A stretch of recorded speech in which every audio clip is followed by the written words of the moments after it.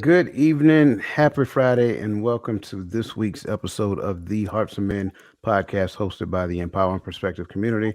We are your hosts of this evening's conversation. My name is Dwayne Dwyer. I go by the Mindset Coach. With me, I am also joined by Mr. Roland Walker, not to be confused with Mr. Roland Martin, right? He is known as a poor man's Dr. Phil and the man of many hats. And up under him, we have our good friend, Mr. Garfield Martin from the Uncle Junior Network himself, and he is the consistency coach. And below me, I have with me my brother Tawami Gaddy. I call him the son of Timothy, but he also goes by the Available Man. And with us soon, we have our other brother, Christopher McClellan from across the table with Chris. But until he arrives, gentlemen, how are you on this Friday evening? Man, I'm doing great. I am doing well. Doing great and the same. I was just looking forward to Friday. It is Friday. I have a long weekend. I'm on here with my brothers. It gets no better. Amen. It is always good to come up on Fridays to get the fellowship with my brothers and also fellowship with our peoples in the chats.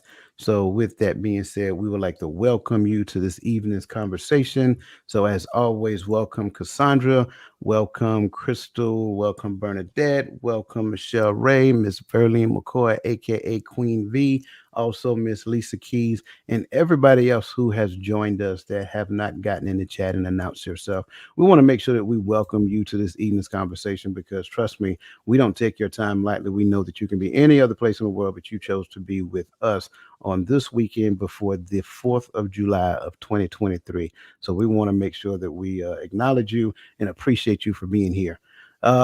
So gentlemen, as I see my brother's joined us and he's still getting ready.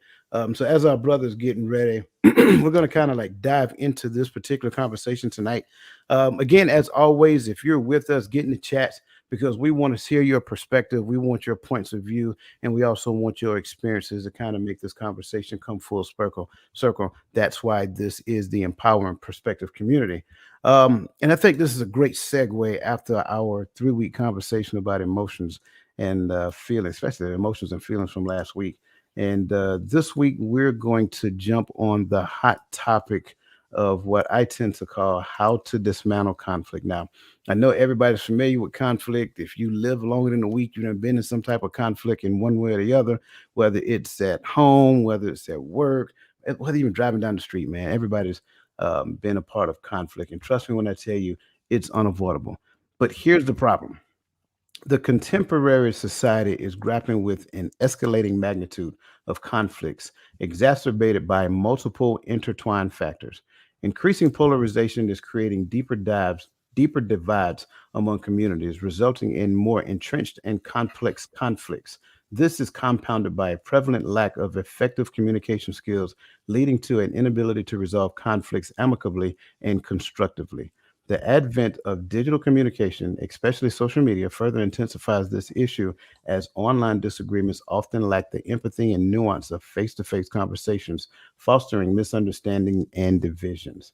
Additionally, the high stress environment of modern life exacerbates people's reactions, often triggering impulsive and defensive responses that amplify conflict.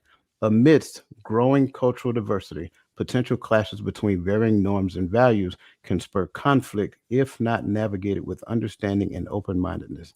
Lastly, significant economic and social inequalities continue to fuel conflict, as those who feel marginalized or unfairly treated may resort to conflict as a means to seek change and justice. Therefore, there is an urgent need to equip individuals and communities with practical strategies and tools for effective conflict resolution, promoting a culture of dialogue, empathy, and respect for others. That said, our increase in our increasingly polarized and interconnected society, the ability to navigate and resolve conflicts effectively is not merely desirable, but essential. By fostering open dialogue, cultivating effective communication skills, recognizing the impact of online interaction, managing stress responses, appreciating cultural diversity, and addressing underlying inequalities, we can transform conflicts from sources of division into opportunities for understanding, growth, and constructive change. So, as we go ahead and jumpstart this conversation, gentlemen, I would like for you to give us your definition of conflict. Now, but I want to go a little deeper than that. So, that said, what is conflict and how does differing viewpoints escalate the level of conflict? I'll start off with a conflict is just a certain level of um, of a disagreement. I think you can have a disagreement, but when it gets to a certain level, I think that's when it becomes a conflict. And I think one of the things that um, causes viewpoints to escalate to the level of conflict can be misunderstanding. There have been so many times, especially nowadays. Coach just kind of talked about it when he talked about the social media. When nowadays with technology, you can send a message to someone, but it can be viewed as a certain way, or it can be viewed a certain way. And now there's a misunderstanding, and now someone may feel a certain way because of a text message that could have been misunderstood. So I would say, to answer this question, first of all, conflict, I think, is just a state or level of disagreement. And then I think one of the things that cause differing viewpoints to escalate to the level of conflict is a misunderstanding between the two parties or the groups or whoever's communicating with each other. Um, I'll agree, and that too. I think conflict, just in and of itself, the terminology conflict, uh, can be between two opinions or between two struggling decisions, right? So I think it's just the friction of opinion or decision making, and and differences of opinions. I I, I think it elevates conflict naturally because it creates what and I because I don't think all conflict is elevated. That's just me. I do agree with how Ong broke it down, but for me, I think any conversation of disagreements is a form. It could be a low level conflict, or it can be a high level conflict that you will then say becomes an argument or a fight or what or however you want to explain that. But the differences of opinion can elevate, I think, when we view things through our own narrow aspect without the ability to look outside of ourselves. And so then it becomes personal instead of just opinion based. Man, I think conflict, it doesn't even have to be between two parties. It could be within yourself. You can have a conflict with what you perceive, and now you come across new information, and now you come up against variations of viewpoints. So it's like, okay, do I go with this or that? And now you're at a standstill or a stalemate where you have to determine which way to go. So the conflict portion of it, it doesn't, when you have a viewpoint and you have resistance against, say, a viewpoint, it's a conflict. So let me ask this because I'm hearing some things. And so, Roland, you brought up the conflict within yourself. I kind of want y'all to kind of dig a little deeper because, Gaddy, you said, it doesn't. I think, Gaddy, what you were saying was something, someplace in between, like um, disagreement and conflict, and you're saying it never have to escalate. So, I want you to kind of go back and kind of peel that apart because I think some people may be confused by what you're saying. Like, if it's a conflict, you say, it doesn't have to get to the level of conflict. And then once he's done, Roland, I kind of want you to explain the internal conflict as well, if you don't mind.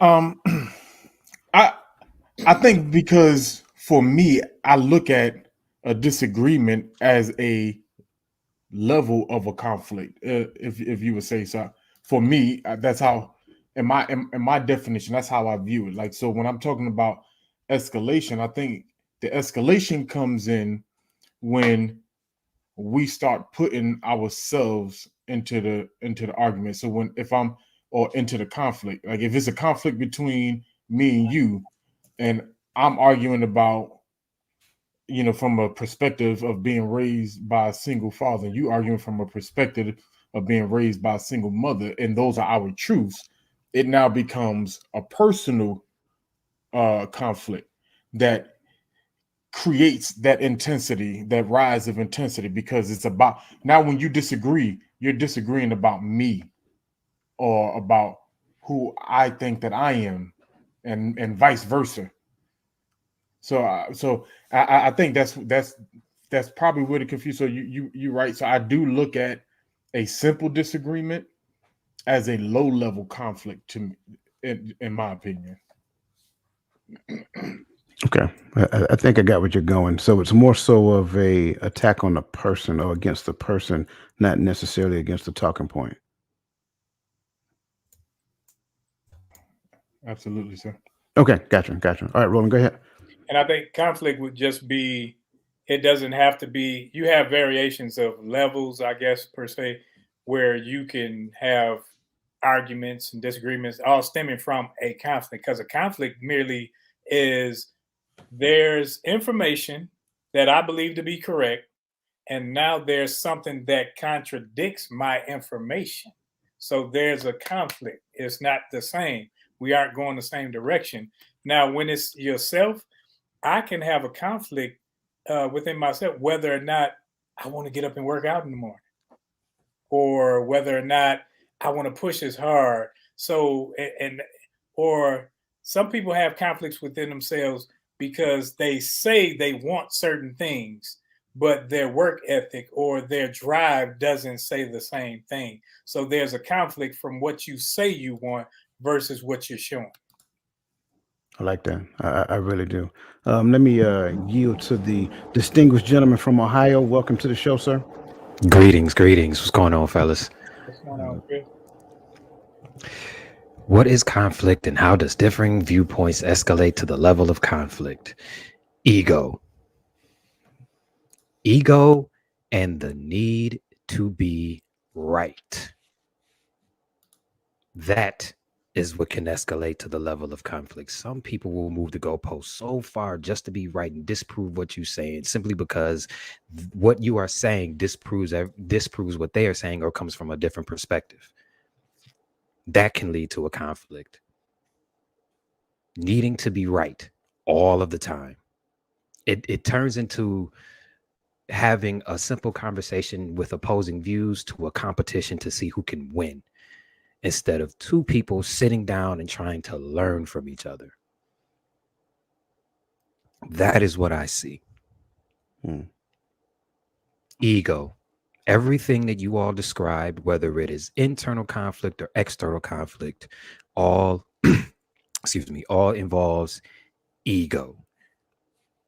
That is all that it is. I have an internal conflict every morning at 5 a.m. Do I really want to go to the gym this morning?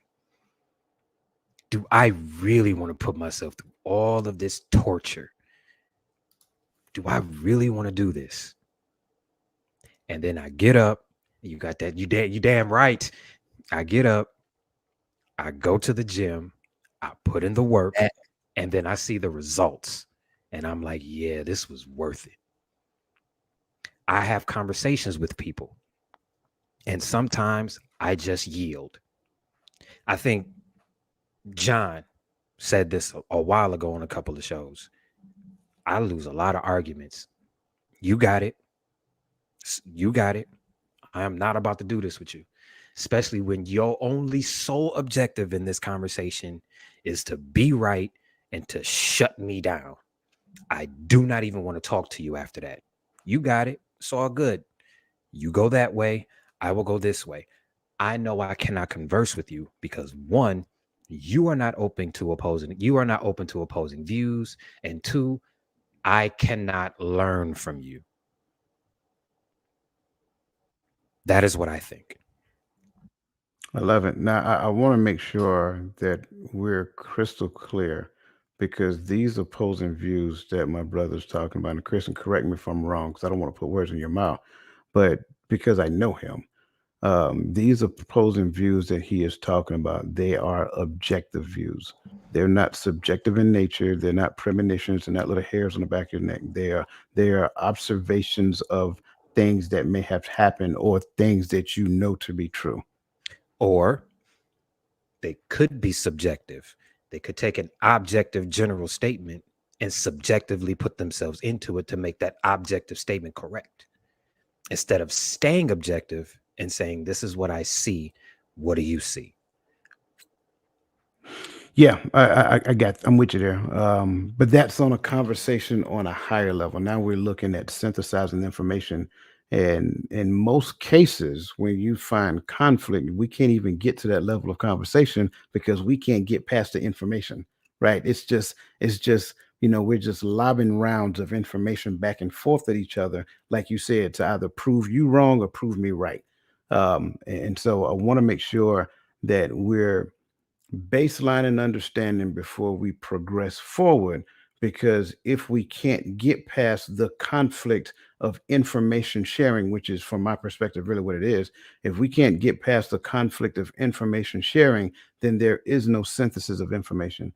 And if there is no synthesis of information, there is no higher thought that derives from this entire conversation. We just stay stuck in a combative state because, like you said, ego, because, like Roland said, and I want to kind of add a little more texture to what Roland said about conflict as well. There's also internal conflict that I may be experiencing because of the information that you're sharing with me. I actually hear what you're saying and I'm believing what you're saying, but my belief system won't allow me to see myself in that information that you're sharing. Therefore, if I can't see myself in that information that you're sharing, it's wrong. I don't want nothing to do with it, and I got to fight against that. So I think we're off to a great track. And again, if you guys feel I'm saying something different than what you're saying or saying something even wrong, by all means chime in and let me know. Okay. All right. Very well. Because I don't have the need to be right.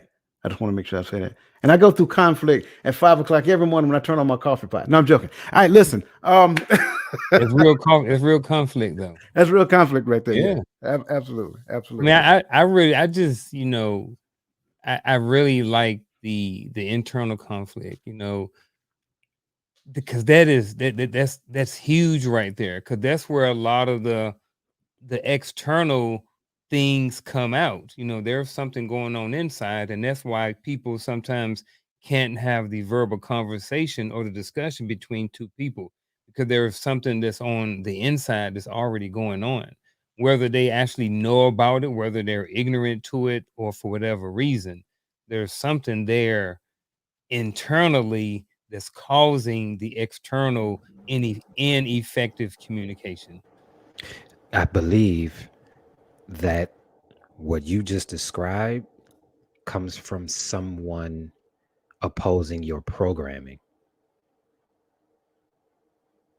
When your programming is being opposed, what you have been brought up on and what you've been taught and what you've seen all of your life is being challenged as, okay, I see you see it this way, but there's also this way. Your internal is like, really? Nah, let me push back. Let me fight this because what you saying ain't right, because this is what I know. Not okay. This is what I know, but maybe I can take what I learned and use that for what I know.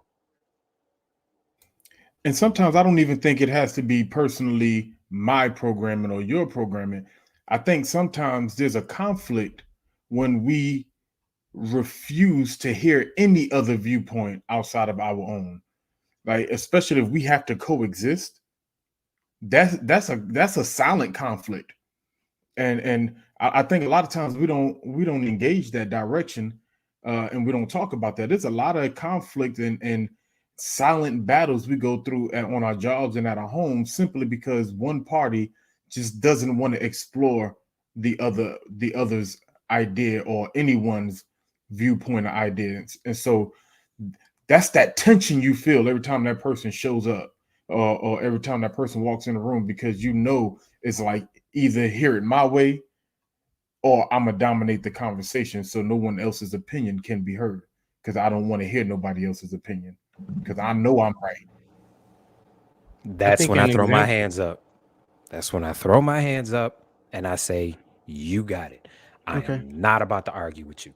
Nope." Okay. So I'll play advocate. What if they are right? That is why I said, "What can I learn from you?" If they are right, and I can see how they are right without putting my ego in it, I'm like, Mhm. all right, you really do got it. You really do have it.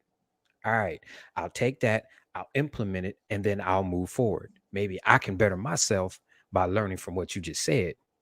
But if you are just constantly yelling over me, talking over me, moving the goalposts, cutting me off, and things like that, just because you want to be right, you got it. I'm not about to waste my breath on you. There's another side to that as And well. so, go ahead, brother. There's another side to that as well, because this shut down thing, which is called stonewalling, is another. It is the exact same thing, just in the opposite direction. So yelling at the top of your lungs just to try to dominate a conversation is a sign of immaturity. Stonewalling, getting quiet, being silent simply because you can't get your point of because you can't win because you're realizing that what this other person said is actually right and you ran out of ammunition, so you no longer want to participate in the conversation. That is just as immature as yelling at the top of your lungs. Go ahead, brother Gaddy. I mean, so I have a different comment than what I was gonna make because of what you said. My bad. So no, because I don't disagree depending on the turn of events, right? Because there are some people who think loud means they're right because they're the loudest one because they don't allow you an opportunity to give an input to be explored. Then there's really no conversation because really all I'm doing is being yelled at or talked to, and I'm not entertaining that conversation because there's only one way that conversation can turn, you know, and that's just it's just bad. It's just gonna get worse after that. So and that happens in anything. I talk to people about sports who they so adamant about them being right about a specific player, so they just as soon as I talk, they but you're going to say no. Hold on, get okay. No, I'm not going to keep doing that. So after a while, I'm just going to because there's nothing to be said. You've made it clear. I don't know. That's how I view it. When people do that, I view it as you've made it clear you don't want nobody else to have an opinion. I'm not going to fight to have my opinion heard. But I think Right? where we go wrong is we think that conflict in itself is good or bad. Conflict in itself just means that there's a difference in Oppose, opinion. opposition. Yeah. Right. So now that's where you, being a mature person, can handle it a certain way versus someone that just want to lash out and I'm right and beat the table and all that other stuff. No, that's not the way mature people handle it. That's not conflict resolution. Right. Conflict resolution mean that I will think about what I'm saying as well as think about what you're saying and say, okay, I can see what you're saying, but I disagree here, and you can actually have a conversation. If you can't have a conversation, there can be no resolution And between. that's why I brought initially the word objectivity to the conversation, because the only thing that we should be sharing back and forth in the midst of this conversation are facts. If you're busy telling me about how you feel about the facts, let's just be honest. You go to the court of law and tell the court, court system how you feel, they're gonna be like, yeah, okay, thanks. What are the facts? Stick to the facts. Let's talk about the facts. Once we can exchange the facts back and forth, then we can talk about the other stuff. But if we can't get the facts on the table and I'm relaying facts and you're relaying feelings, we're missing each other. We're not having the same conversation. Therefore, we can't come to a resolution. Yeah, I think. Go ahead. No. I'm sorry. I was just going because I started thinking back on that when Coach said, "What if they are right?" That's a dangerous place to be in because now, and that I resent your rightness because we couldn't have a honest dialogue about the situation. And even if you are right now that causes me to, I don't even want to accept your rightness, not me, but you know how this. And then on top of that, that's dangerous for you because now you might think that you always right. and nobody will never have a part a part in the decision making process. That's ego. That is Oh, all absolutely, ego. absolutely. Which one? Which one? Because I want to make sure that we're clear across the board. Which is ego? Both. Because Both sides. he kind of gave Both two sides. different perspectives. Both. Yeah. Being But resentful of a person who Mhm. actually brought a point to you that you can actually go and prove, and you still get mad at it, right. and still move the goalpost, and Yep. still want to be right, and Yep. still push the conversation to the point where there's a small percentage of a chance that you right, but you were right, so you won. That's ego. On the Yep. other side, I just disproved this man. So everything that I say that comes out of my mouth has to be right because I proved this man or I proved this woman wrong. That's ego Mhm. too. Absolutely. I always look at things from an objective point of view. I pull myself out of it because everyone has a bias. Everyone has a thought process. Everyone has a way of thinking. I can't, if I am trying to learn something from you, or if we are having a conversation based off of something that we can actually take into life, I can't bring myself into this. I can't do that because if I'm trying to learn, then my ego has to go away because I'm trying to learn. And I'm Jordan Peterson's 12 Rules to Life, rule number 4, number 5, always listen to somebody as if they have something that they can teach you. That is But, how I am. but if I was conditioned to believe that because of who I am always right, then that might be a struggle for me. That's a struggle for you. That sounds like a personal problem. That sounds like you need to dive into yourself and get your ego in check. I love it. I think all these conversations and how far you go with them and whether or not you shut down or dismiss it or continue on and try to work past the conflict comes down to who you have the relationship with and how valuable that relationship is. You know, like if I'm having Monday morning quarterback conversation with somebody about what the Ravens or the Cowboys did at the Super Bowl. Oh, there we go. It's a Super Bowl prediction right there. Now they're in the same. There we go. Ravens Cowboys Super Bowl this year. Right there. Squirrel, shiny penny. Yeah. So hey, there you go. Squirrel shiny penny. So yeah. So I. So oh man, look at how I messed it all up. Putting the Cowboys in the Super Bowl. Yeah, I you did. I absolutely think love that's it here. probably where I messed it up. That's probably where it went wrong right there. Even though this is our year. I wasn't gonna say Um, that. It's every yeah. year, y'all year. Yeah, but oh Um, yeah, the relationship piece. It comes down to who you have a relationship with.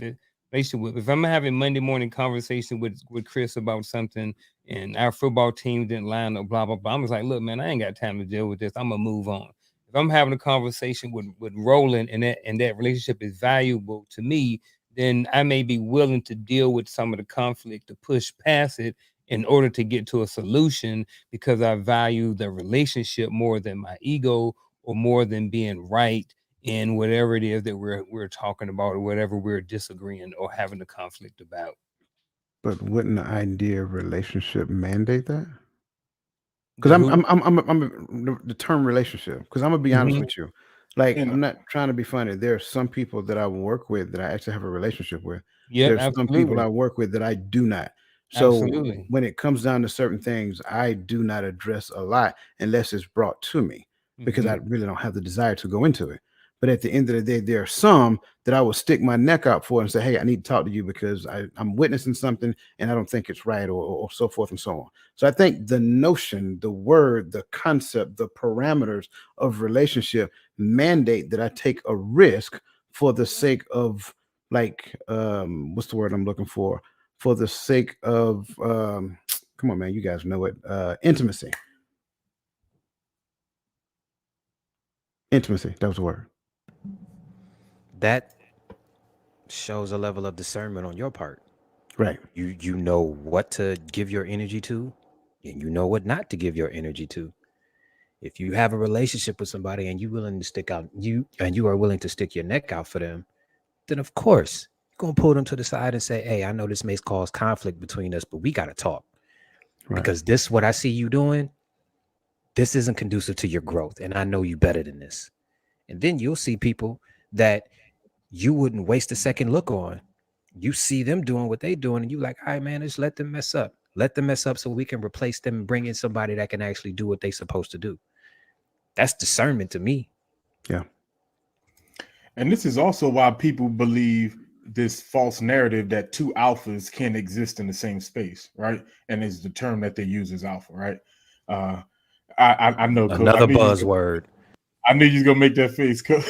but being true to what what we probably would have said an alpha was 20 years ago versus what they say it is now, it's because a lot of people look at when they take that term alpha, they attach it to the term masculinity or testosterone, and so they think that it's this dismissive behavior and over aggressive behavior that is not real. Like if you really and I'm gonna bleep myself, right? So if you really a boss B or you really an alpha male or whatever the case may be, that means you understand the value of the players in the room.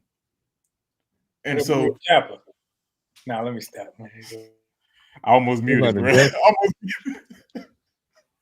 But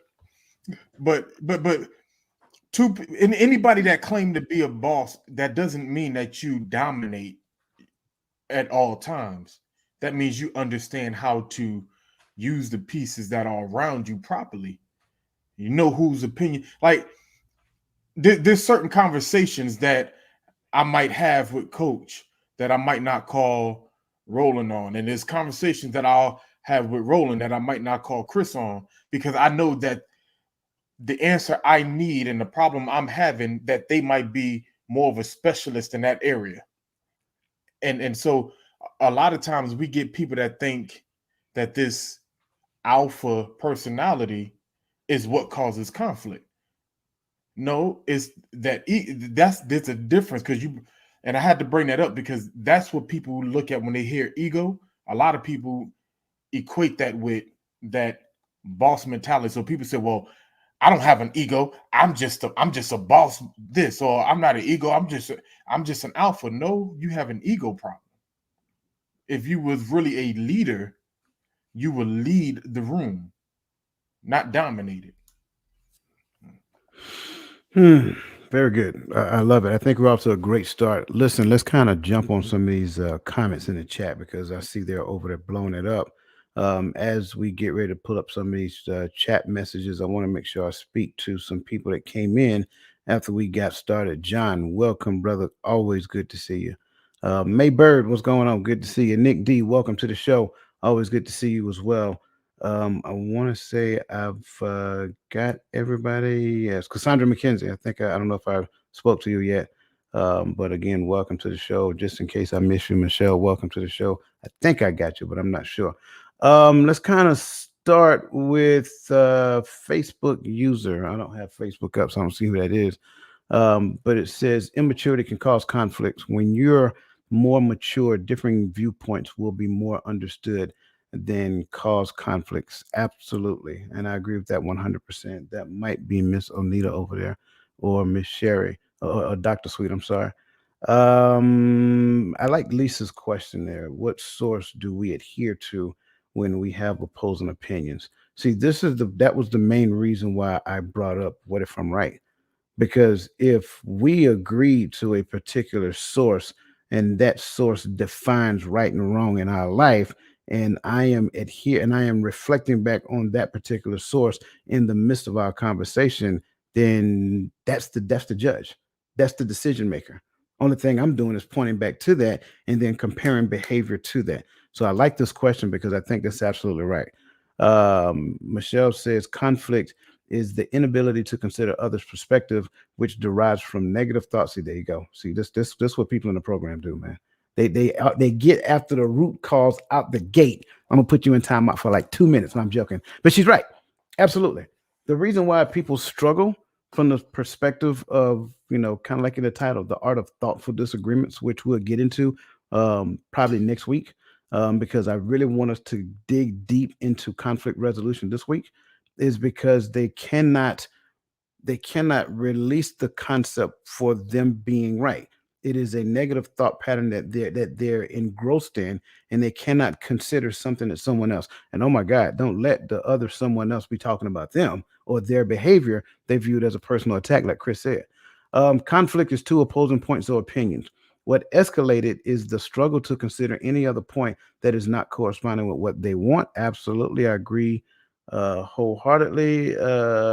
Michelle says the escalation comes when a person doesn't want to stay in. I like that because I think I probably mentioned it earlier with the stonewalling piece, right?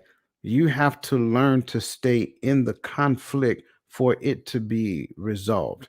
Like just exchanging ideas is only the beginning of it.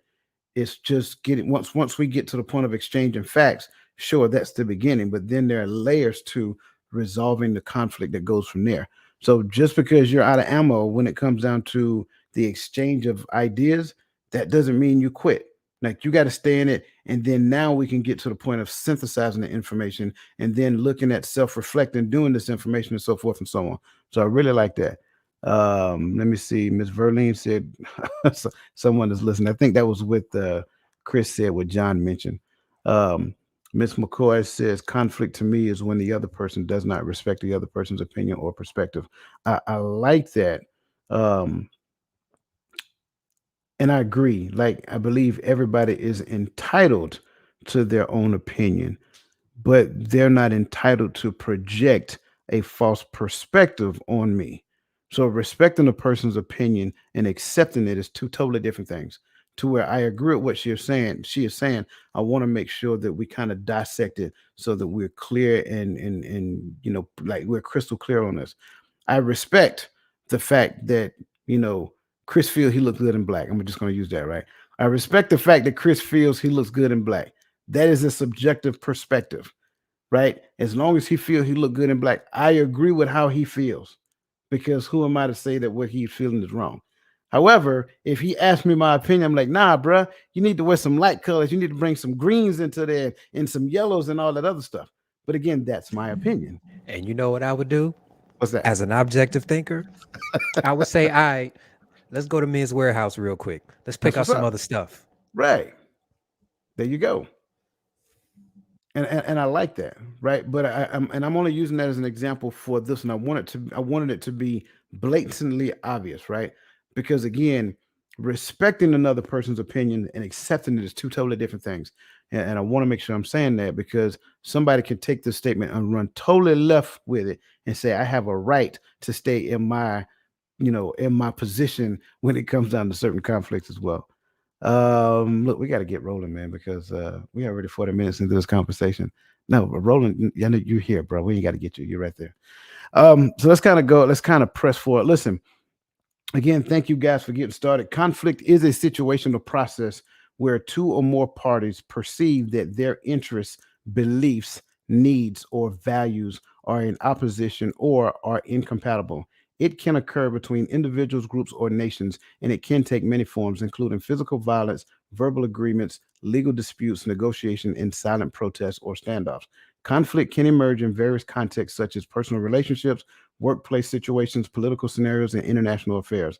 The cause can range from miscommunication, misunderstanding, differences in perspectives or values, competition or competition for resources or power imbalances. When conflict is often perceived negatively due to its potential to cause harm or discomfort, it also holds the potential for growth, innovation, and progress if managed and resolved effectively. This is because conflict can lead to a deeper understanding, problem solving, and the reconciliation of differing viewpoints or interests. As such, understanding the nature of conflict and the methods of conflict resolution can be valuable in many areas of life. The aim for this conversation is to increase your awareness to view conflict as first, potential value if managed correctly, and secondly, the need to have a belief system that can hold the space for increased relational value. Those of you in the Empowering Perspective membership program, we will define the process for reshaping belief, making it possible to recognize and nurture the opportunity that conflict presents at any given point in time. That said, the Empowering Perspective membership program is your gateway to progression and self improvement. Through personalized resources, a supportive community of like minded people, and thought provoking content, we empower you to transform your perspective, unleash your potential, and embark on a journey of continuous growth through this e learning platform. This is not just a membership, it's a commitment to evolving your worldview, enhancing your skills, and enriching your life. Discover the power within. Join the Empowering Perspective membership program today. If you're on YouTube, look up under the screen, click the join button, and just follow the instructions from there. If you're on a mobile device, go into the show notes. In the show notes, you're going to see some empowering videos. Just click on one of those and it takes you straight to the program. That said, there are 4 points we're going to unpack in this discussion. 4 conflict talking points. The first one is we know as inequality, right? Now, inequality pretty much says significant economic and social inequalities can lead to conflict. People who feel that they are being treated unfairly or that their needs are not being met may engage in conflict as a form to protest or a way to seek change. So, the scenario here: meet the Green family, consisting of parents Laura and Jack and their 2 children, 18-year-old Max and 16-year-old Lily. Both children are hardworking students and involved in extracurricular activities. But no, you get. But the parents have significantly different expectations and rules for them based on their genders, leading to a feeling of inequality within the family. Max, being the elder and a boy, is allowed more freedom and fewer restrictions. He is allowed to stay out late, has fewer household chores, and is given a larger allowance. Laura and Jack rationalized this by saying that as a boy, Max needs to have more independence and responsibility. On the other hand, Lily has an early curfew, is expected to help with more household chores, and receives a smaller allowance. The parents justify this by saying that as a girl, she needs to be home early for safety reasons and learn household tasks. Lily feels this is unfair and has recently started expressing her displeasure at this apparent inequality. This has led to several conflicts in the family as the parents maintain their stance, with Lily insists on equal treatment. First question here is: how do the gender based rules and expectations in the Green family contribute to a feeling of inequality? Well, it is inequality at the end of the day. But as those parents, they have a right to raise their children however they feel they want to. And if they want to raise their children, if they believe that males and females are not necessarily equal, then I can see them passing their um, ways and beliefs on down to their children. The fact that they want her to stay at home, come in early, I understand the safety point, but by them wanting her to do, extra household chores, it kind of seems like they're kind of ushering or trying to setting her up on a path to be a wife at some point and trying to teach her some of those skills that she may need to be a wife. So it kind of seems like to me they're trying to do the traditional role type things. But I think, like I said, it's like that because it is inequality. And if the parents choose to raise their children that way, that's their right and that's their prerogative, good, bad, or indifferent, regardless of how I may feel or how I may think about it. In this scenario, I think this is what they're choosing to do. So it is going to cause those feelings of inequality when it comes to the children, especially the daughter, because she seems like she's the one who's getting the run end of the situation. Uh, Go ahead, Chris. No, is this all of the context that we get as far as the situation? Well, then I defer to y'all. Okay. This is a scenario, so you can hypothetically. Well, if we're speaking in hypotheticals, I would have to agree with. I would have to agree with Unc. They're raising their household in a traditional manner. The man is giving more freedom. I wouldn't necessarily give him more of an allowance. I would make him go get a job, because with more freedom comes more responsibility, and he needs to learn that as a man in our society. But aside from that, I mean, it is what it is. Men and women will never be equal. We are not equal. We are not the same. We are different things are expected from us. Bottom line. So if this is the traditional way that they want to raise their children, hey, go for it. I can understand the sentiment because with, like I said, with more freedom comes more responsibility. And if Lily wants to be a wife, these are some of the things that she is going to have to do if she expects a man to be a working, busy man to take care of her. She's going to have to do these things. You understand what I'm saying? I mean, it is what it is. I'm not saying that the man won't help, but if the man is doing the provision thing, she's going to have to do the home thing. That's the traditional way to go about it. I mean, it is what it is. That's the key word, traditional. And I would say this is the opposite of tradition. It's become tradition. And what's happened is because men and women, they have done this in the past where the daughter had to learn how to be a homemaker and the son was out there being a frivolous bum because that's what he is. He's a bum. He doesn't have a job. He's given everything. He's not given responsibility. So he goes out there and he think, oh, I'm just supposed to get. I'm supposed to come home and it's supposed to be ready. And so I don't know how to cook. I don't know how to clean. I don't know how to do anything for myself. So I have to depend on somebody. So now I lean on this woman that God supposedly gave me. And then I become a domineering person in my household when I get it. But when it comes to I think that they are both being held back to different, just in different directions because she's being, she got to come home earlier curfew and all this other stuff, but he's being neglected in the sense where he has nothing going but whatever they're giving him. Everything is given because I don't think you should give a man anything. He should have to. I'm like, you worked for it. I'm not giving you a dime. I'm not giving you. You got to work. If you're gonna say you the man, that means you put in that you got to protect your family. You got to, you got to provide. So if you can't provide, you just want to go out there. My grandmother told me, and I'm gonna keep the clean version. My grandma said, "Ain't nothing open past midnight but legs and McDonald's." So if I thought it was he's 7-Eleven. no, we ain't had no 7-Elevens in Detroit. Okay. That's what I hear. That's what I heard down here. Nothing Right. open after midnight but legs and 7-Eleven. Yeah, we ain't had it. But I think that we can say that, well, that's how they choose to raise their family, but what they're doing to the family dynamic is destructive in nature because they don't have those children unless they're homeschooled, but for a short period of time. And they see other things outside of the home more than they do inside. They go to school with children and they watch TV and they seeing things and they're growing in ways that their parents may not be. So they could be damaging both parties the same way, just at different variations. I would say either way, they should both take their lumps. If you giving this boy everything and he go out in the world expecting the world to give him everything, he gonna catch hell.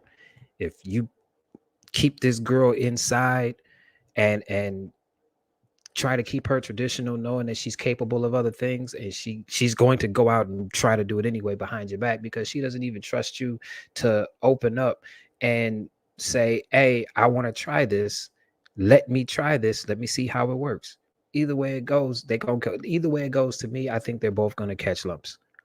Because they're both, like Roller said, they're both being held back and they're both being suppressed. One by being given everything, and the other one by not being given enough and taking on too much inside the house. You understand what I'm saying? So, I mean, but like I said, man, if that's how they want to live, if that's how they want to raise them, that's how they raise them. The boy is going to catch hell even more because he's been given everything, and he's going to catch a really, really harsh reality when he exits that house and understands that the world is going to beat him up, and he's going to have to go take whatever he wants.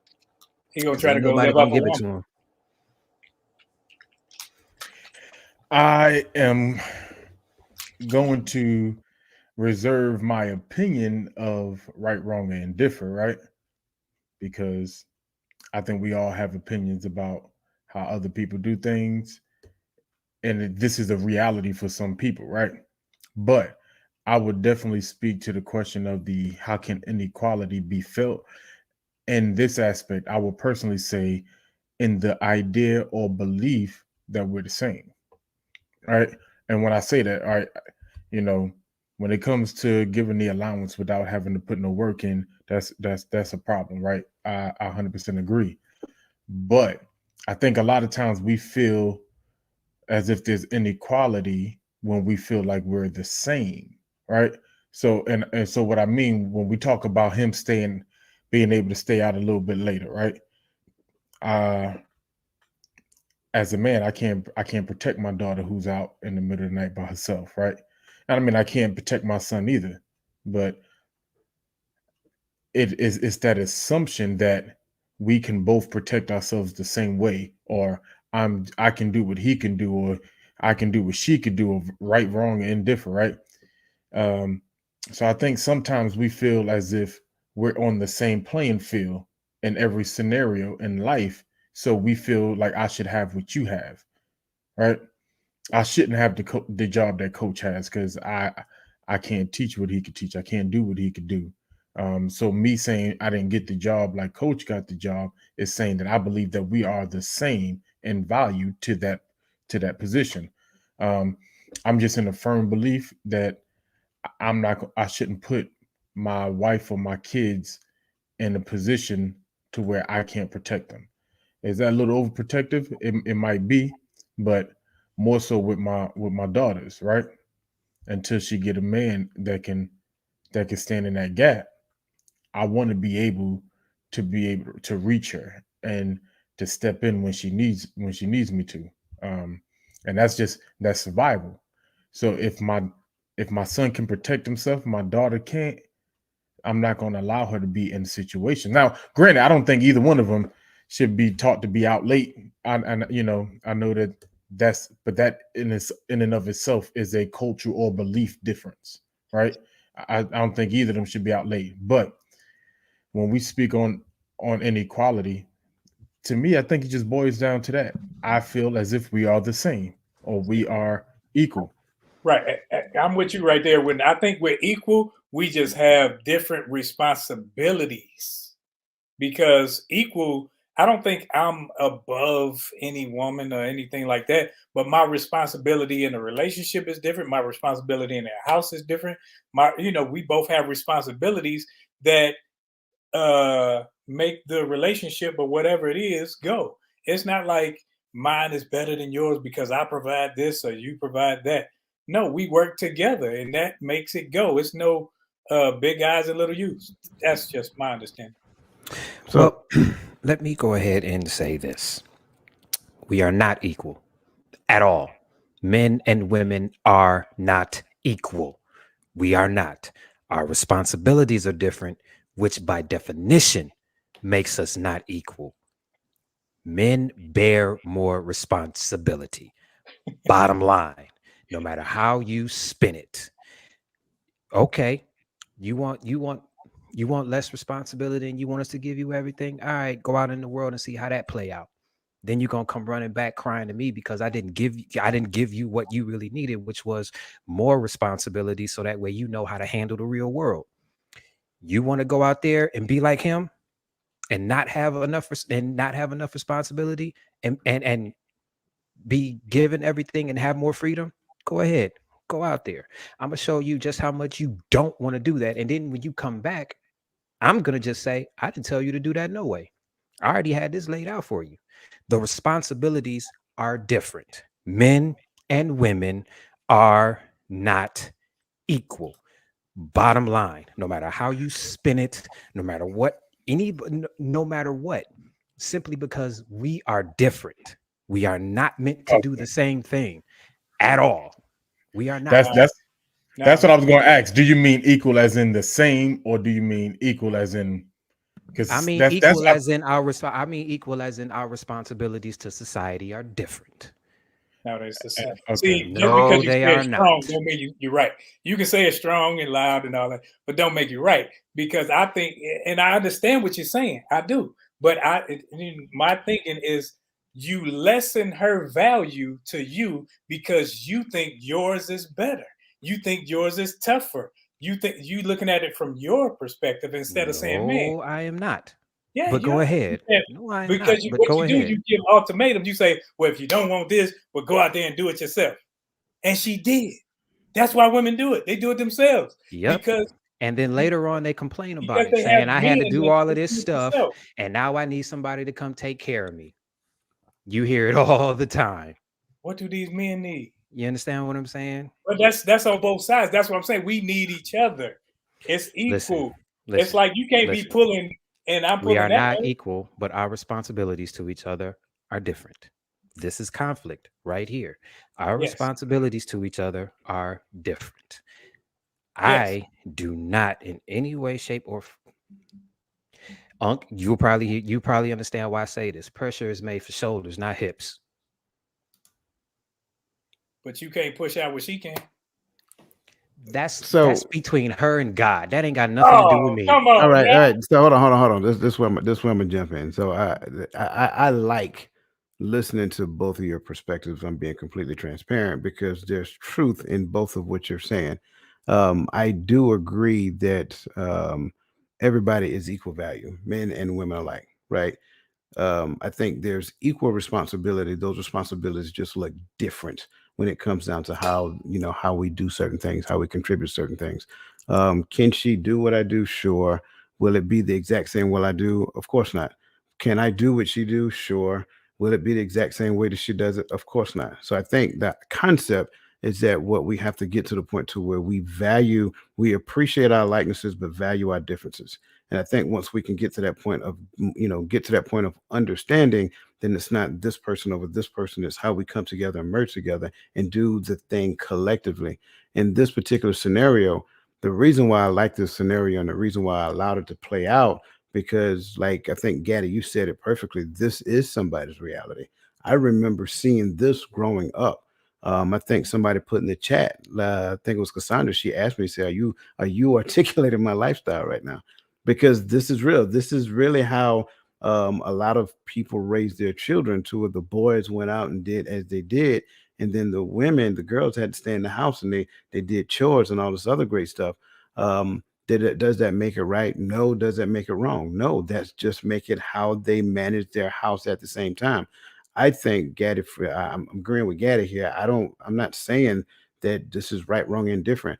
I'm saying, did we sit the children down to talk to them to help them to understand why we have these rules in place? If we did not do that, then that's the main thing that caused the concept and the feeling of inequality. And then the other side to it, because I want to skip the next question, because I seen a better question in the chat from a cousin.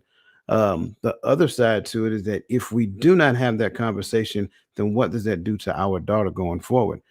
How does that kind of separate the relationship between her and her and the parents, especially her and the dad? Because I'm supposed to be her protector. Like, I'm the one she runs to. I'm her knight in shining armor. Mama's her trainer.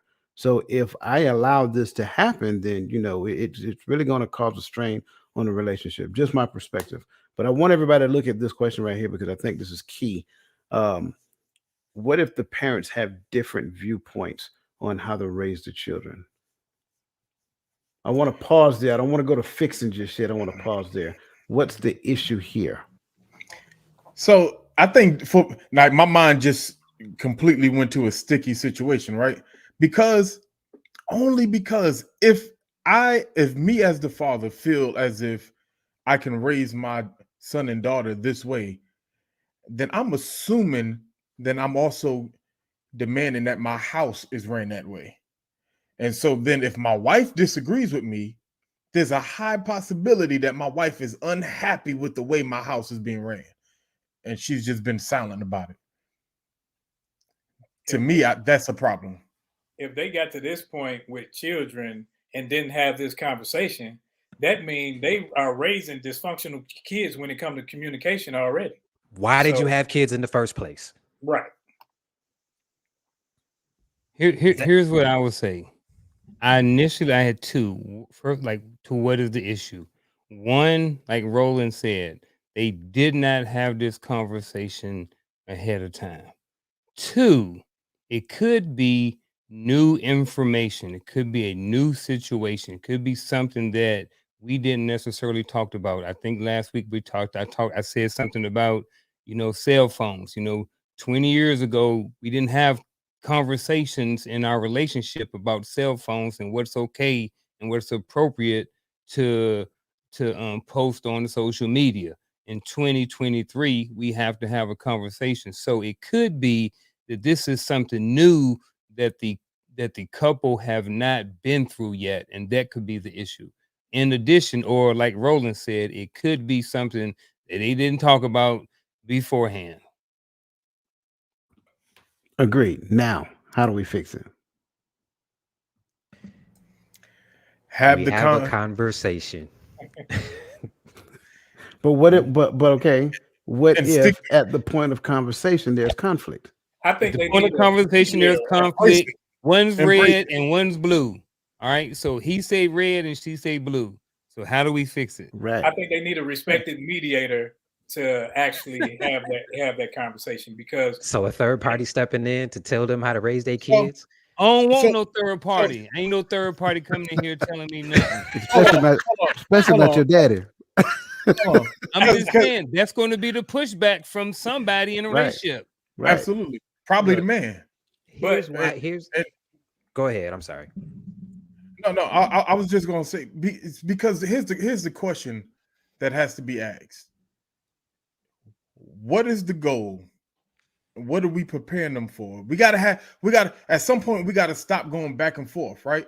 And we have to decide what is the goal that we're trying to achieve with raising our children.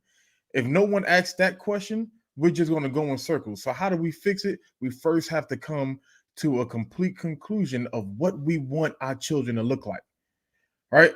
So I'm going to say that as a father, I want my son to be hardworking. I want him to have temperance, and I want him to be able to defend his family and his home at a minimum, right? That's just a baseline. And for my daughter, I just want to be able to take care and protect my daughter. If that's my goal, right? Then can I compromise on her doing all the chores? Sure, I could protect her without her cleaning the kitchen, right? Uh, can I? But how can I rear my son and teach him temperance and teach him how to be a hard worker if he's out there in the streets in the middle of the night? You know what I'm saying? So those questions have to come up. So if I say that and she points that out, I have to accept that. Well, you're not teaching your son that by keeping him out all night. So sometimes when you lay out what the goal is, sometimes that's when you start seeing the flaws in what you're doing. But if you're just doing it because that's how your mama did it, that's how your daddy did it, or that's how you seen it done, that's the wrong answer. Let me do this. I need to keep y'all a little concise with this one, right? Because time is not on our side right now. I want us to focus on the parents resolving, and I want to add a little flavor to it because this is my life. This was my life. I'm be honest with you, right? I want us to dissect it, and here's the issue for me that I discovered was the issue. It wasn't the fact that I didn't have the conversation. We just didn't define success in the conversation, right? So for us, we didn't have the conversation to such a degree that we both had a shared understanding of what success looked like in the end. Therefore, what I thought we were doing was working toward a progressive understanding. But on the other hand, the other party was working toward them being innocent and them being the good guy. So when it came down to the things that needed to be said, I was the spokesperson. When it came down to the things that were comforting, the other party was the spokesperson. So in turn, what ended up happening is that I looked more like the enforcer as opposed to it being a joint venture in the direction of this. It didn't look like a joint venture with both of us working together as a team. So I want to make sure that we're specific, right? I got the nuances, but how do we fix this? Well, I guess the only real way to fix this, are we talking like, okay, we just had children, or are we talking we have these kids, they've developed, and now they can talk and speak for themselves? I want them to be older children, talk and speak for themselves. I think that's where the problem exists. You talk to Like the them. scenario. Keep You talk to them. Sit them down. Hey, son, what do you need from me? Hey, little lady, what do you need from me? I am not raising you to be like them. I do Now, not mind want you, you Oh, to be like me. between the two parents. Right, Between now- the Right. two parents. That is what mind you, that is what I'm saying. Like right. me, their mother, my kids, same room. What do you need from us to develop into the person that you want to be? What do you need? Map it out. Let's figure this out because this is also my life too. I never had the conversation. In fact, I was told 18 in the day, go figure it out. So let's start them early. What do you need from me? What do you want to do? Let's map out a plan. Let's figure it out. Hey, lady, what do you want to do? Let's figure out. Let's map out a plan. Let's figure it out. If you want, if my son wants to go do something and be this big whatever, okay, map it out. Let's make it happen. If my daughter wants to go do some things, but she also wants to be a wife, okay. Look after your look at what your mom is doing for me. And look at what your mom is doing for me and look at what I am doing for her and find a man that will do that for you. It's relatively simple, but the kids' input is necessary. It is necessary. This is the part of the game where they actually do get a vote because we're talking about their lives. It ain't about us. It's about them. I agree with Chris on that one. I think that the conversation has to be had, but I also think that we should define what a father brings because we don't see things differently. I'm a man, you're a woman, so we will see things differently, but we have to show them that differences aren't necessarily bad. We have to say, okay, as a man, this is what I want for my son, for my daughter, and we have to come to some type of agreement on what's because I'm showing them how to be a man. I'm showing her what a man should do, what a man should be. So it may not look the same now as the little nuances of it, may be a little different. The overall goal is to raise healthy children. I got to ask this question to both of y'all though. So both of y'all are fixing the conflict between what you and your wife want with the kids? Well, for me, I would have a conversation with the wife first and foremost, so we can establish what we're doing. Like, what is the goal of this whole thing, and so that we're on the same page when it comes to talking to the children. Oh, Right. okay. If we have a son, all right, how do you want to raise our son? If we have a daughter, how do you want to raise our daughter? When they get to the point where they can talk, okay, what do you need from me to go help you complete your goal? Period. Because after we have children, our life becomes about the children. At least it is supposed to be. Right. So And now I'm gonna get in the boat with what y'all saying because I'll be honest with you. I was on the show at first, but once y'all say talk to the wife first, I'm like, okay, cool. Now I'm with you because this is the thing that I learned, not just through personal experience, but over the course of time.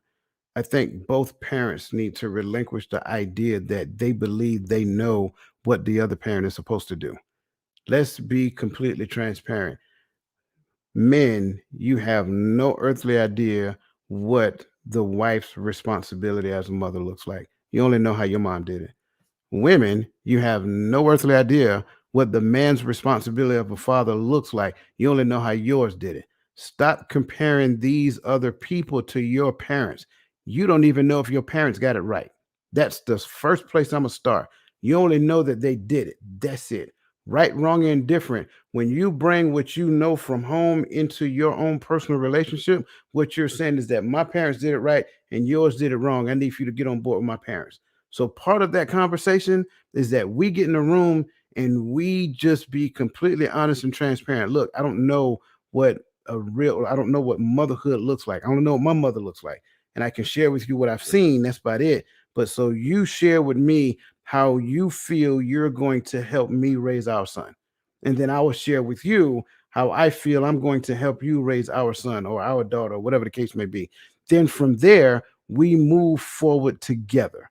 But I think too many times what you hear, and I hear it all the time in social media, and it really gets under my skin because everybody think they know what the other person's responsibility is, and they're completely failing at theirs because they're too busy on the other side of the boundary. Get out somebody else's lane.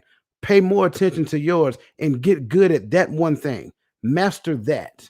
That's where I would start at. Once we have that conversation, then we can go talk to our kids because now we're a joint. Now we're a joint unit. Go ahead, Unc. I'm sorry. Oh no, you good. I was just saying, in a perfect world, some of this seems like in a in a traditional relationship, how you would fix it in most cases is, you know, granted there are some adjustments that can be made, but usually in a situation like this, the wife would probably just lean on to whatever the husband decides to do in a more traditional type relationship. But if we're speaking about this and this information having been communicated back and forth, then I'm assuming that, maybe in this situation it may not be traditional, or maybe it may be a traditional, but maybe in this case the wife feels very strongly about a certain thing, and I can understand that as well. But I think if it gets to a certain point to where they can't talk and they can't figure it out, is nothing wrong. I know Roland said it, maybe jokingly, I'm not for sure, but getting a third party involved. And sometimes you may have to do that. Sometimes it may be better to bring in a counselor or go to counseling and say, hey, look, we can't figure this thing out. We've been trying, but we didn't went round and round. We didn't argue. We didn't fuss and fight. We didn't try to use effective communication. But at the end of the day, I still think it's red and she still think it's blue. You know what I mean? And I'm not saying that they're right, but what are the principles that guide your relationships? And maybe lean on those and go back to those. Or like Roland said, get a third party, get somebody in there that can help you unpack some things and see things from someone's perspective that has no dog in the fight. So that's what I would Can, think. can I flip something real quick though with what you just said? Because if I speak to a lot of people that I think we would consider traditionalists, right? Uh, Friends and battle buddies I know that are African, that are a little more traditionalist than we are. Some Muslim friends and other stuff like that. Here's the strong reality: if the wife is at home while you out working and paying the bills, she's doing all the raising. So you really ain't got that much say. So a lot of them, they if we're being honest, a lot of them that I speak to, they allow a little more of that leniency towards mama's side, because mama, if we're living in a traditional house, if she's at home doing it, that means she's also at home raising the kids. And so you really ain't got that much say, Yeah, and which is those really, things are determined in the beginning, in most cases, in other relationship of how they're going to raise the kids. And sometimes there is a traditional, and then sometimes the father may be responsible for making more decisions, maybe financial or X, Y, and Z, and then the wife may be more yeah. responsible for making more decisions when it comes to nurturing, health, X, Y, A, B, and C. You know what I mean? So it all comes down to those conversations on that effective communication and making sure that people understand what their roles and responsibilities are during the course of the relationship. And if not, the relationships are evolving. Like I said, at some point there wasn't cell phones. So now you have to keep evolving and having conversations and getting to a greater level of understanding between the two parties in the relationship. And that was me. When my older kids were growing up, I would, hey, I go out and earn the money. I come home, I'm the disciplinarian. I'm gonna tell your daddy, I get the call, I come disciplined, leave me alone. That was me. And I didn't do too much of the rearing of the kids until later on, because it was like, okay, I don't know what they like. I'm not with them all day. So it was like I had to learn my kids over, because it's like, okay, I don't know what they do. I don't know what they like. I'll show up to parent teachers conference. Well, why Billy can't read? Where if the lights ain't on, it's my fault. If they can't read because they just dumb, it's her fault. That's what I was taught. Seriously. I was taught if the lights ain't on, they can't read, it's my fault. But if they can't read because they don't have it, it's her fault, because she was the nurturer, she was the teacher. And that's how it was traditional. I can't believe you just called Billy dumb. Um, so listen, um, I think listen for you you guys in the chat. First of all, I want to thank you because I am looking at your messages and I want to apologize because I wasn't able to get to all of them but trust and believe I am seeing them as they're coming. And so I just want to, number one, just appreciate you openly and in public, because I love what you're saying over there. One more request for you guys. As this conversation has progressed, put a one in the chat if you greatly appreciate this conversation, the open and honesty, and the actual level of discussion that we've had as it pertains to this conversation. Just put a one in the chat so we can get a good understanding. And as we getting ready to steam, fast forward ahead, gentlemen, I want to kind of get your perspective, because obviously we can't go to the next. We can't go to the next, right? So I kind of want to get your perspective as it pertains to this. And before going forward, Kendrick James, I hope that we answered your question, brother. That's my cousin, by the way. I hope that we answered your question. I also want to get your perspective as well, because I love the fact, as you talked about the scenario, then we kind of talked about Kendrick's point of view. Let's just go on and kind of complete the circle. What about the parents that are in opposition when it comes down to raising children?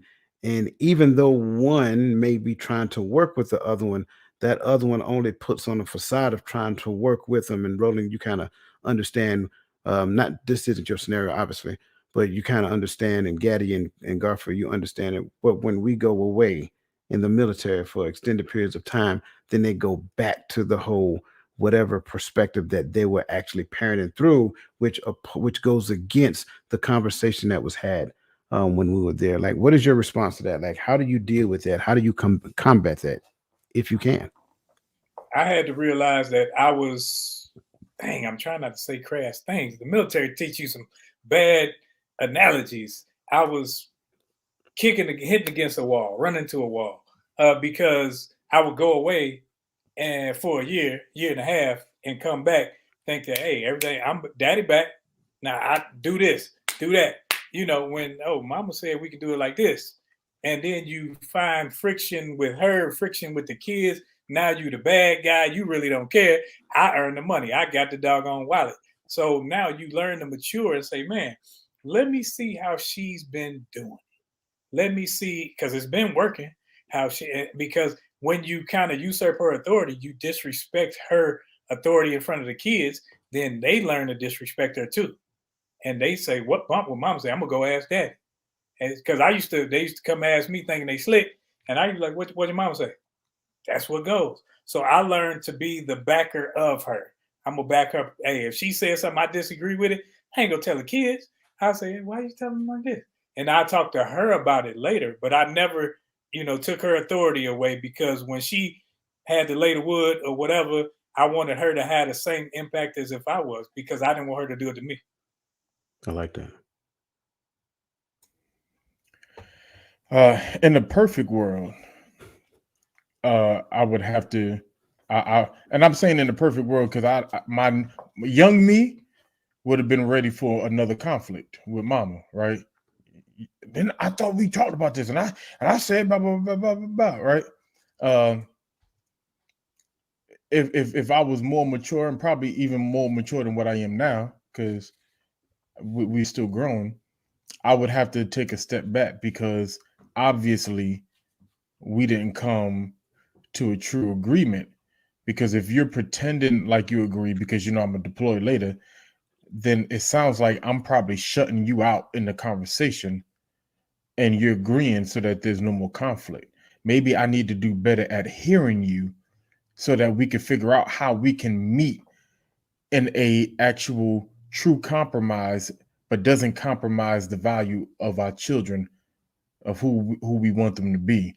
And so I would have to say, hey, let's have this conversation again. This time, let me sit back and you start. What does this look like?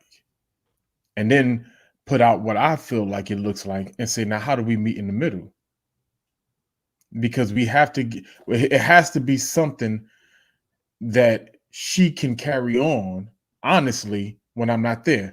Because when you deploy, back when we first started deploying, we were deployed for 12 to 18 months.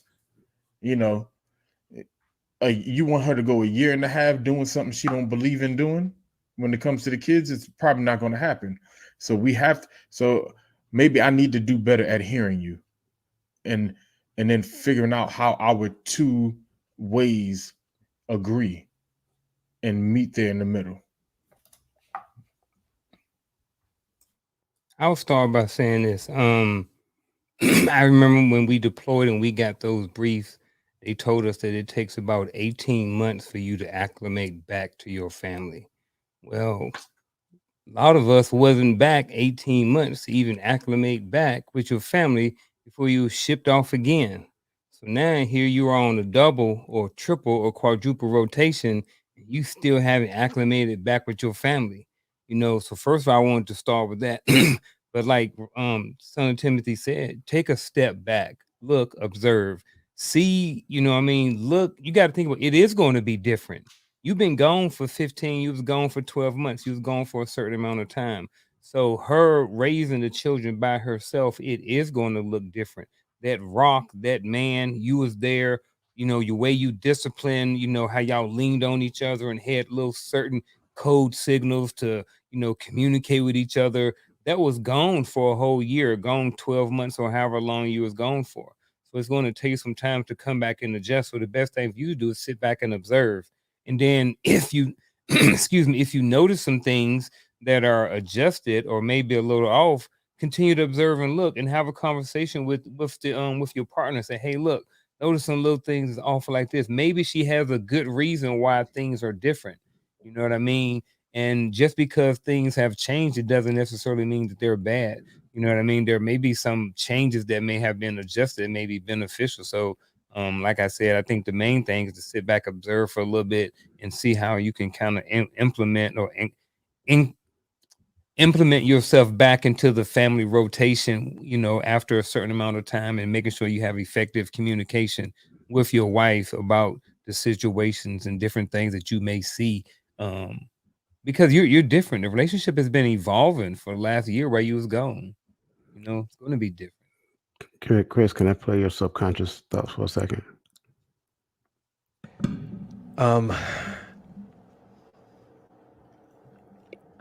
I guess I guess I would agree with everybody. Like if I'm Oh going for man, you were supposed to let me play you for a second. I'll mute my mic. So I'm watching Chris' face, and this is what I believe he is thinking, and I could be totally wrong. Why does the relationship look different if it's what we agreed upon before I left? And we're in constant communication while I'm gone. Shouldn't I be made aware of any changes that may have taken place before I came back? None of this should be a surprise to me. And if this is what I am intimately involved with, because that's my life partner, so she is not withholding any good thing from me, then I'm totally aware from a conceptual standpoint of the changes that were made. I just now am being brought to the understanding of it simply by being in the presence of it. And I am a slow integrator, but it shouldn't take long. In a nutshell, I mean, if you are doing all of the things that we discussed, why is me coming back to this such a surprise? I Why are will you not say following the plan? What I'm what not. is going on? However, I do understand this, and this is where I agree with Garfield and Tuame and Roland. Things have evolved while I was gone. Even though there is a plan, sometimes that plan needs to change because things are different. That child is a year and a half older now. So I can't treat them like I did before I left. I have to figure out a way to incorporate myself back into this, but the plan is still the plan. That's just how I see it. The plan is still the plan. We discussed this. This is how things are going to be. We agreed upon this. We sat down. You are my valued counsel because you are going to be the one around them. I'm going to be out here sacrificing my life to make sure that you have something to, you know what I'm saying, to have. So the nurturing side of it, and you're going to be quote unquote on your own for the next year and a half. I mean, I might be able to air phone you from time to time, or I might be able to FaceTime you from time to time, but you are going to be the one in constant contact with my children, with our children. So as long as you stick to the plan, but make sure that the plan allows for growth and evolution, what's the issue? That's it right there. There's the plan. The base plan can't change. Like, we ain't cheating on each other. Certain things, just bottom line, we're not doing. That's the baseline. Other than that, like you said, there are some room for evolving and some adjustments as the plan. Your plan when in relationship is like an open document. It's a running document. It's constantly evolving and it's constantly changing because, like you said, we grow, we evolve, we change, we acquire more information, we have more experiences that's going to create a better version of ourselves. So, but coach in his monologue as Chris across the table with Chris, right? However you say it, let me read it. Across the table with Chris from the club. See, reading is Ain't that fundamental. something? It made me think about something because all the onus has always been on the deployed soldier to make acclimation easier. No one's ever mentioned, at least I've never heard. I don't know if FRG did, but we know the stories of what FRG was like while we were deployed, right? But no one ever mentioned how do we make it, how does the spouse at home make it easier from their end? What are things that they can do to implement things so that when daddy comes back or mommy comes back, it's not a shocker? Maybe those things that we were doing before they left, we need to continue doing. Right. So that really made me think both, because we always talk about both parties, but in this scenario, for the most part, we put all the onus on the deployed soldier, which is a heavy duty on us not to come back and jump in there and just start whipping children off the plane, right? But I know that was an extreme. I'm just saying, but that has to be teamwork.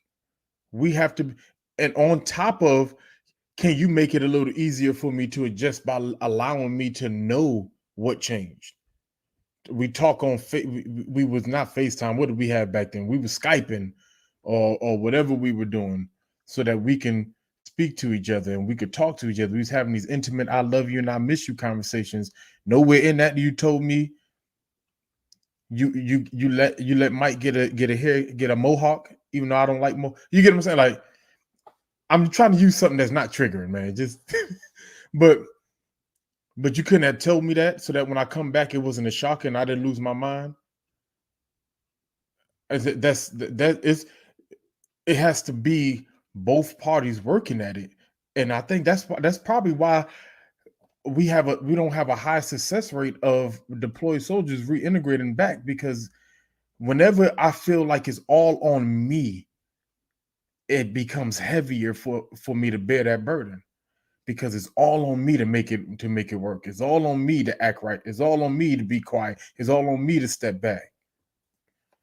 But what do we do on the other end? So there has to be a dual responsibility. I love it. I love it. Over here on the Hearts of Men podcast, we always ask questions and make people think. That's what we do. And hopefully we gave you a little something to think about as we continue to unpack this conversation of how to dismantle conflict. We're just getting started. We're just getting started. Make sure that you're back next week, same time, same channel.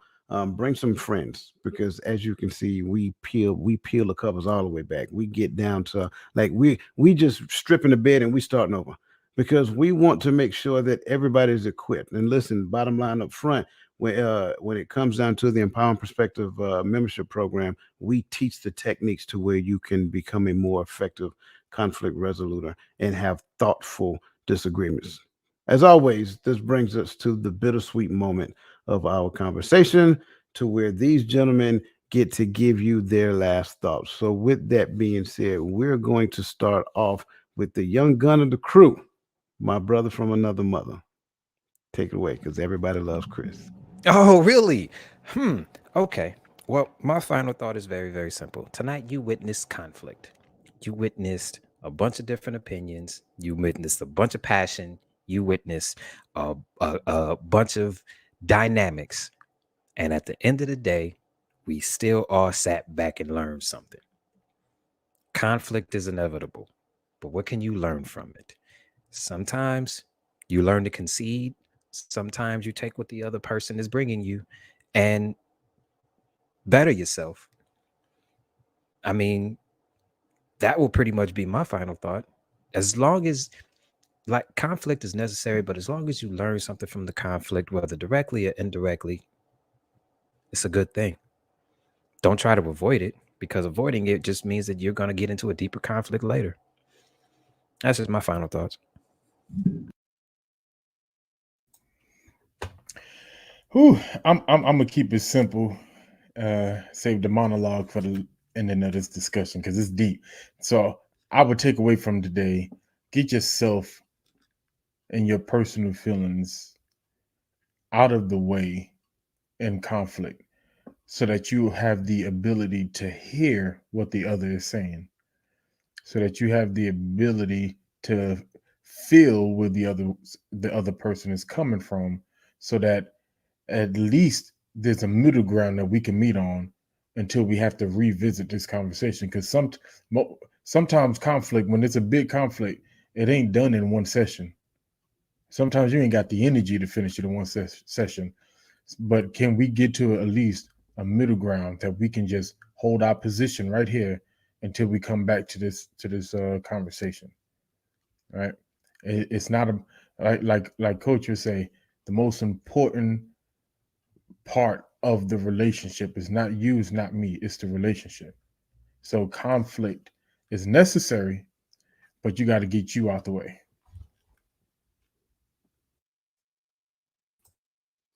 I think that conflict is something that's always going to be around for most people, whether it be internal, like Roland mentioned earlier, or external, like everybody else, like we've all been talked about today. At the end of the day, we have to get good at learning how to resolve conflicts in our life. I think, it helps lower stress, all these different things like that. Because like I said, we're all at some point, most of us, we're going to have conflict in our life. And I think it's very important to understand how that if we don't handle it, it can cause other and bigger problems down the road. So that's my final thought. Conflict is always a positive when you're willing to, as Chris said, to learn and listen to the other party, because you aren't always right. They're not always right. But what is right is what's trying to be learned and deciphered amongst the people communicating. I think that when it comes to conflict, the within the family is the first structure that a kid learns, and we need to make sure that we make a plan first and foremost before we even get to family. It's just two people. That's a family. Make a plan for what happens when you have that child or those children, so that you won't have so much conflict when it comes to the rearing of the children. And man, be the head.